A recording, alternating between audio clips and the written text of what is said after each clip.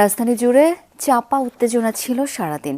শেখ হাসিনার রায়ের দিন ধার্যকে কেন্দ্র করে আওয়ামী লীগের নাশকতা ঠেকাতে মাঠে সতর্ক আইনশৃঙ্খলা বাহিনী। তৎপর ছিল বিভিন্ন রাজনৈতিক দলও।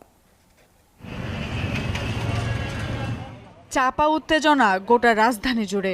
শেখ হাসিনা সহ ৩ আসামির বিরুদ্ধে রায়ের দিনকে কেন্দ্র করে রাজধানী জুড়ে ছিল গুমোট ভাব।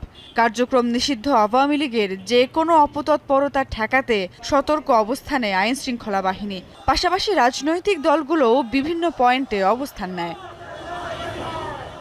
সকালে ঢাকা বিশ্ববিদ্যালয়ের রাজু ভাস্কর্যে জুলাই সনদ বাস্তবায়ন ও গণভোটের দাবিতে মিছিল করেছে ছাত্র শিবির। মিছিলটি সায়েন্স ল্যাবরেটরি হয়ে নিউ মার্কেট নীলক্ষেত প্রদক্ষিণ করে টিএসসিতে সমাবেশে মিলিত হয়। আর বাংলাদেশ থেকে শেখ হাসিনার গুপ্ত দোসরদের নির্মূলের হুঁশিয়ারিও দেন ডাকসু ভিপি। যারা পতিত ফ্যাসিস্ট আছে বাংলাদেশে, তাদের রাজনীতির ক্লোজ হয়ে